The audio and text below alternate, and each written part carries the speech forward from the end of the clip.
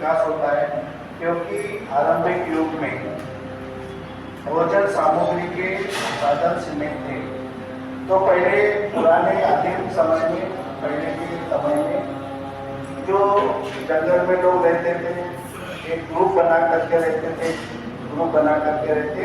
तो भोजन के लिए संघर्ष होता है। एक टोली दूसरे टोली से, एक ग्रुप दूसरे ग्रुप से संघर्ष करता था, लड़ता था, क्योंकि वहां पर जो साधन सामग्री थी भोजन करने की, वो सीमित रहने की वजह से दो ग्रुप आपस में संघर्ष करते थे। तो यही आइडिया आज भारत में निर्माण की जा रही है कि इस देश में ऐसे बहुत ग्रुप है कि वो ग्रुप सर्विस के लिए लड़े, पेट भरने के लिए आपस में लड़े, पानी की समस्या के लिए लड़े, हर प्रकार की समस्या यहाँ पर क्रिएट किया जाए ताकि वो आपस में लड़ते रहे और उनका आपस में संघर्ष हो। क्योंकि साधन सामग्री अगर सीमित कर दी जाए, हर एक इंसान की साधन सामग्री मर्यादित कर दी जाए, तो कितना भी अच्छा आदमी हो वो आपस में लड़ेगा। जैसे कि अभी यहाँ पे अब 50 लोग हो, अगर 50 लोग हैं और हमने कहा कि 10 लोगों का ही हमने खाना बनाया, आप 50 लोग हैं, लेकिन हमने डिक्लेयर किया कि 10 लोगों के लिए रोटियां बनाइए, 10 लोगों के लिए चावल सब्जी सब बनाए, जो भोजन की व्यवस्था सिर्फ 10 लोगों के लिए है और वो रख दिया जाए वहां पर टेबल पर। तो क्या होगा, हमारे 50 लोग टूट पड़ेंगे कि अरे 10 लोगों का है, मुझे मिलना चाहिए, मुझे मिलना चाहिए। जिसको थोड़ी बहुत भूख है वो उससे रह सकता है, वो भी बोलेंगे फिर मुझे मिलेगा नहीं, तो वो भोजन के लिए आपस में संघर्ष। आज भला या भाईचारा के साथ आपस में बैठे, बंधुओं के साथ आपस में बैठे, लेकिन मर्यादित साधन अगर होते हैं तो हम इसमें संघर्ष करने लग जाते हैं। तो यही नीति आज भारत के अंदर इस्तेमाल की जा रही है कि बाबा साहब आम्बेडकर ने पहले भी किया कि जब साधन सामग्री सीमित होती है तो स्ट्रगल फॉर एग्जिस्टेंस, अस्तित्व के लिए संघर्ष बड़ा होता है। तो एक तरफ इस भारत में ऐसी चाल की, ऐसा षड्यंत्र बनाया गया कि एक तरफ हर एक इंसान को जो आवश्यक साधन सामग्री है उसको सीमित की गई है, इतनी सीमित की गई है, फिर उसके वजह से स्ट्रगल बढ़ेगा, हर एक इंसान स्ट्रगल करना पड़ेगा। बिना स्ट्रगल से, बिना संघर्ष से कोई भी चीज किसी को नहीं मिलती, ये सिद्धांत है। तो वो स्ट्रगल बढ़ाएगा, उस समय उसको लगेगा कि ये समाज स्ट्रगल में आगे बढ़ रहा है, अपनी सीमा से आगे बढ़ रहा है। अब हमारे क्षेत्र में भी आएगा, जैसे नौकरी के क्षेत्र में हमारे लड़कों ने इतना अध्ययन किया, इतना ये किया कि आज ब्राह्मण का आरक्षण हमारे समाज में ले लिया। जो उन्होंने अपने लिए रखा था वो भी हमारे समाज के लोगों ने ओपन में फॉर्म भर, शेड्यूल कास्ट के लड़कों ने शेड्यूल कास्ट में फॉर्म नहीं डाले। जो होशियार विद्यार्थी थे, उस होशियार विद्यार्थी ने ओपन में फॉर्म डाले, तो शेड्यूल कास्ट की भी जो नौकरियां आपको मिली और जो ओपन की नौकरी थी, वो जो ब्राह्मणों को चाहिए थी, वो ओपन की नौकरी भी हम लोगों को चाहिए। तब ये ख्याल में आया उसके कि ये तो ओपन की नौकरी भी गई, ये ओपन में भी पास बन के आगे आ जाते। इतना इनमें एक सामर्थ्य निर्माण हो गया। तब से उन्होंने जो धीरे धीरे प्रतिबंध लगाना शुरू किया, तो प्रतिबंध लगाते लगाते हमको एक सीमित दायरे में वो लाना चाहते हैं और उनके जो बच्चे हैं, उनके बच्चों को वो सभी सुविधा सप्लाई करेंगे, अच्छे अच्छे लोगों के द्वारा उनकी क्लासेस लेंगे, उनको वो ये करेंगे और डायरेक्ट उनको फॉरेन में सप्लाई करेंगे, डायरेक्ट फॉरेन में भेजेंगे। बड़ी बड़ी फॉरेन की नौकरियां, बड़े बड़े ऑक्सफोर्ड कॉलेज है, कोलंबिया यूनिवर्सिटी है, ऐसी यूनिवर्सिटी में उनके बच्चे डायरेक्ट चले जाते हैं और उनका नंबर वहाँ के विश्व की बड़ी बड़ी यूनिवर्सिटी है, वहाँ पे पढ़ाई के लिए उनका नंबर लग जाता है। लेकिन हमारे लड़के इतने संघर्ष करते हैं, लेकिन हमारी जो सुविधा हमारे पास उतनी नहीं है, उतना हमारे पास आर्थिक सोर्स नहीं है। उनका तो अगर गवर्नमेंट की तरफ से नंबर नहीं लगा तो उनके पास लाखों करोड़ों रुपए पैसे देकर चले जाते।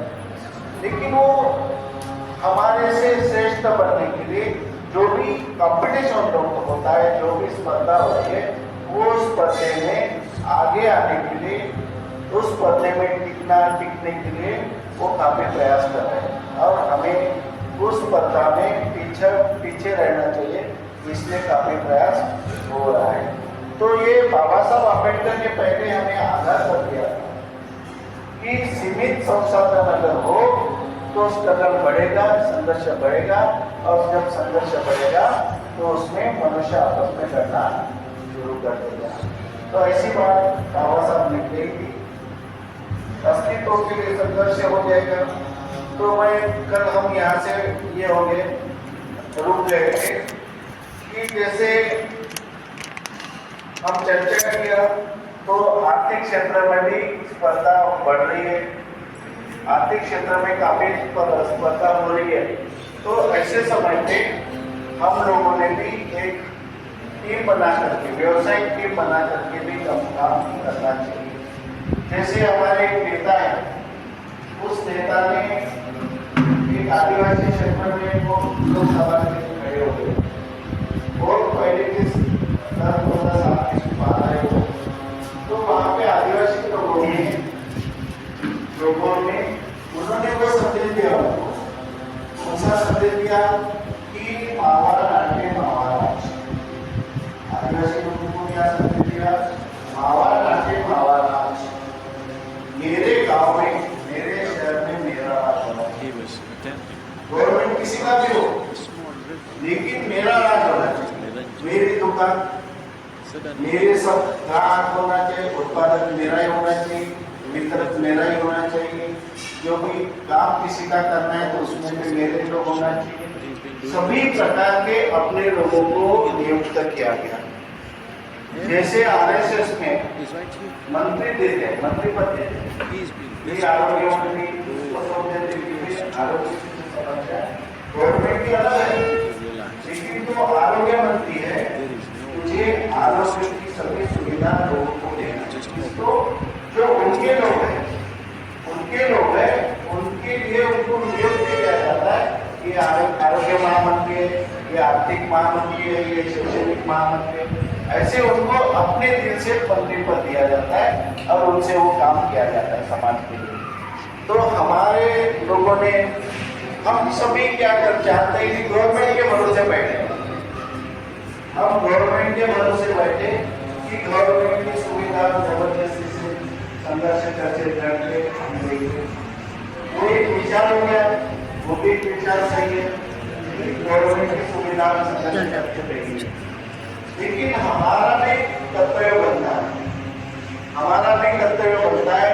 पहले हमारे समाज में ऐसे लोग निर्माण हुए थे, पैदा होते, हम भी उसमें थे कि बच्चों के क्लासेस हम फ्री में लेते थे। ऐसा जमाना था कि हाँ, हमारा जमाना हमने किए, ये कोई बात अलग नहीं, हम लोगों ने किए कि अपने बच्चों को, गांव के बच्चों की क्लास स्कूल की पढ़ने वाला, लेकिन रात को हमारे बच्चों के क्लास हमारे लोगों ने लिया है, हमारे लोगों ने लिया है। इस तरह से हमें अभी फिर से वो काम करना शुरू करना पड़ेगा। हम शिथिल हो गए, हमें इस तरह से जो काम थे वो हमारे काम धीरे धीरे बंद हो गए, और बाकी के जो बातें हैं हमको बताए नहीं कि ये करो वो करो। अरे समाज की सेवा करना है, समाज के लिए कुछ करना है, ये काम हमने बंद कर दिया और हमारे लिए कुछ करना है, हमारे संगठन के लिए करना है, हमारे नाम के लिए करना है, हमारे पद के लिए काम करना है। ये हमारा जो दायरा में क्या हो गया कि मैं पद के लिए काम करूँ, मुझे अध्यक्ष पद मिला, समाज का तो उसमें रोल ही नहीं है, समाज का कोई रोल ही नहीं, तो मैं अपने पद के अनुसार काम करूँगा, मैं अपने हिस्से जिस संगठन में हूँ उसी संगठन में काम करूँगा। दूसरे संगठन में अगर काम करता हूँ तो फोटो डाल लगता है, तुम क्यों गए उसके संगठन में, उनके मंच पे क्यों गए। आपस में देखो, समाज एक तरफ रह गया, समाज की सेवा एक तरफ रह गई और हम उनसे प्रतिबंधों में फंस गए। हमने अपने प्रतिबंध लगा दिए और हम आपस में लड़ने लगे। इधर शत्रु तो खुश है कि तुम आपस में लड़ रहे तो लड़ो, उनको तो अच्छा है, उनके लिए आप लड़ते तो लड़ो। लेकिन हमें सोचना चाहिए कि हमारा जो समाज के तरफ देखने का नजरिया, पहले हमारे समाज, हमारे जो टीचर लोग हैं, वो टीचर लोग रात को क्लास लेते थे, उसमें आदिवासी के भी बच्चे आते थे क्लास में, ओबीसी के भी बच्चे आते थे। हमने ये सब काम किया हुआ, ये जो अच्छा काम है, समाज की सेवा हम कर चुके हैं और उसके रिजल्ट भी हमको अच्छे मिले। फिर ऐसी कौन सी बात आ गई कि हम अलग अलग संगठनों में बढ़ करके अब अपने अपने दायरे में अपना दायरा हमने बना लिया और उसी दायरा में हम काम करना चाहते हैं। दूसरे के बारे में हम सोचते नहीं। हमने देखा नागपुर में भी, देखो किसी की सभा है तो अगर दूसरे विचारों की सभा है तो यहाँ क्या रहने के बावजूद भी हम वहाँ सभा में नहीं जा रहे, सुनने के लिए भी नहीं जाते। वो क्या बता रहे हैं, अरे वो अपना। जब हमारी सभा रहती तो हम दूर दूर से आते हैं, बड़े बड़े गांव से आते, दूर से आते, टिकट लगा के आते, पैसा खर्चा करके, कि उनको लगता कि ये मेरा ग्रुप है, ये मेरा संगठन है, ये अलग संगठन है। तो ये सब बातें हो रही है। इसके लिए तथागत बुद्ध ने बहुत ही अच्छा उदाहरण दिया कि ऐसा क्यों होता है। तो एक बचपन की बात है, बचपन में जो 7 नंबर का जो ये है प्रकरण है उदयन नंबर में, बचपन की तात्विक प्रवृत्ति, सिद्धार्थ गौतम की बचपन की तात्विक प्रवृत्ति, उसमें ये लिखा है कि प्रारंभिक चिंतन ये किसी भी आदमी का, मेरा भी है, आप सबका है। प्रारंभिक चिंतन, जब हम चिंतन की शुरुआत करते हैं, हमारे प्रारंभ में बिना संस्कारी चिंतन, प्रारंभिक चिंतन का मतलब है चित्त को अगर किसी प्रकार का संस्कार नहीं है तो प्रारंभ में हमारे चित्त में एक विभाजन दिशा निर्माण होती है और उसका जो थिंकिंग हम करते हैं, जो विचार करते हैं, वो पक्षपाती और भेदभाव युक्त हम शुरुआत में चिंतन करते हैं। ये हमारी मानसिकता है। इस मानसिकता से बुद्ध कहते हैं कि इस मानसिकता से हमें ऊपर उठना पड़ेगा। हमारे चित्त में भेदभाव निर्माण होता है कि ये मेरा, ये उसका, मेरा ये अलग है, ये मेरे से अलग है, मैं भिन्न हूँ। ऐसी विचारधारा भारत में निर्माण की गई, विषमता, डिस्टिंक्शन एंड डिस्क्रिमिनेशन, ये नेचर ऑफ थिंकिंग जो है, nature of thinking early age में क्या होता है, डिस्टिंक्शन एंड डिस्क्रिमिनेशन, पक्षपाती और भेदभाव युक्त ऐसा हमारा थिंकिंग होता है। तो उस समय बुद्ध कहते हैं कि ये जो घेरा बनाए हुए, मर्यादा बनाई हुई, इस मर्यादा से बाहर निकल के आओ और हमें सबके लिए काम करना है, सबके कल्याण की भावना करना है। और इसलिए तथागत बुद्ध ने कहा कि भवतु सर्वमंगलम, भवतु सर्वमंगलम, सिर्फ मेरा ही भला न हो, मेरा ही कल्याण न हो तो सभी का कल्याण हो, हमारे मेरे रिश्तेदार का कल्याण हो, मेरे जो भी पड़ोसी है उसका कल्याण हो। ये भावना लेके हमें आगे बढ़ना है। इस तरह से हमें काम करना है।